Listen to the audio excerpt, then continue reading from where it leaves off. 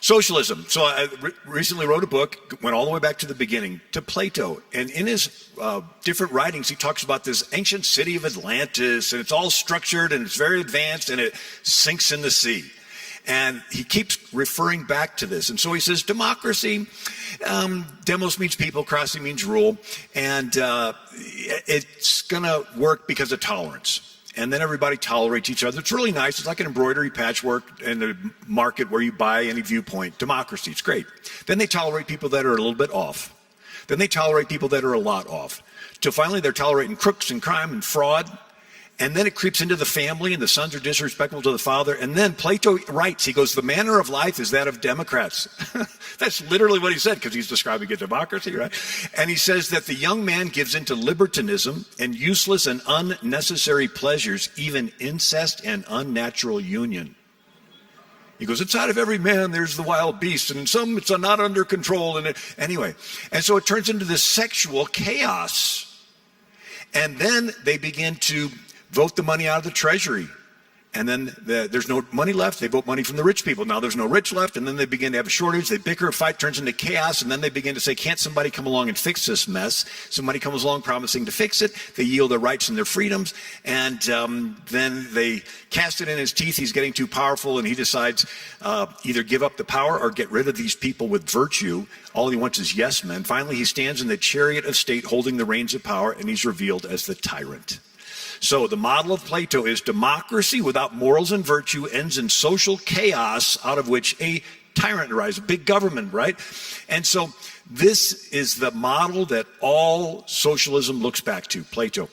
Well, go forward about 2,000 years, and Columbus discovers America, and 20 years later, you have Sir Thomas More writes The Island of Utopia, this fictitious island off the coast of South America, and it's all structured society, very much like Plato. Everything is owned in common. There's no private property. There's no privacy. There's no ale houses. It's just communal living, 3-story identical houses. Everybody wears the same clothes. You eat like in monastery settings. There's no families. The state takes the children away from the family. And then it says that you cannot travel without a passport. You're tracked by the government all the time. And if you're caught without a passport, it's a lifetime of slavery. Well, then you skip forward another century and you got Sir Francis Bacon, Shakespeare, Queen Elizabeth, and you have the Pilgrims founding America. Francis Bacon writes The New Atlantis, so he's directly going back to Plato. And again, this is an island off the coast of, the South Pacific. And somebody wrote a farce on it named Gulliver's Travels. Right? Jonathan Swift, this guy washed up on an island, very structured. You got the ruling class, you got the common people underneath, right? Anyway, so when the Pilgrims first come to America, they had a company colony, which means they had bylaws written by investors in this company. The investors decided to look back to Plato, Sir Thomas More, Sir Francis Bacon, and lo and behold, the bylaws for the Pilgrims say what? Everything is owned in common for 7 years. Everything gained by cooking, trading, fishing goes into ye common stock. Everything that you take comes out of ye common stock. And William Bradford said they almost starved to death.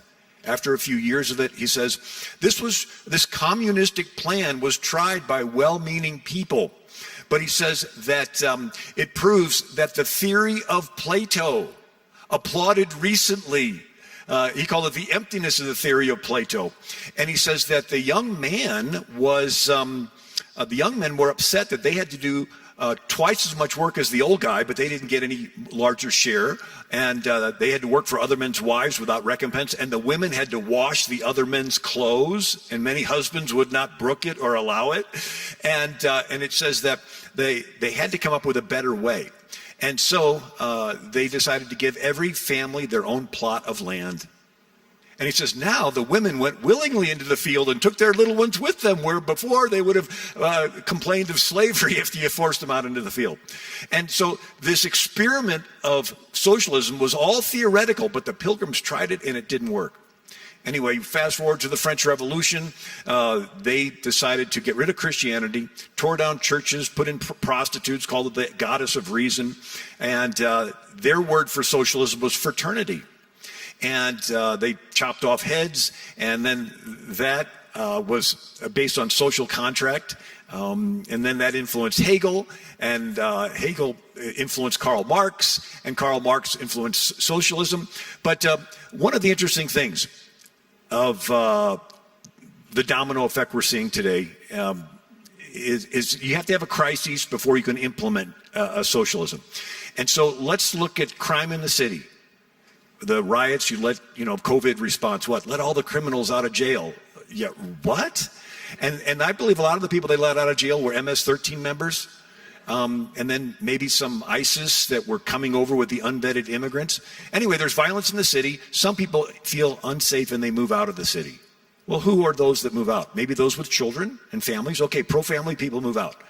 Well, then the COVID response is what? Shut down businesses.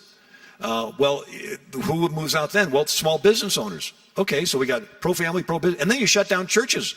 Well, churches is where you have social conservatives and pro-life people organizing. Okay, so now we have the pro-life people and the social conservatives out, the pro-business people and the pro-family people. Well, who's left in the city?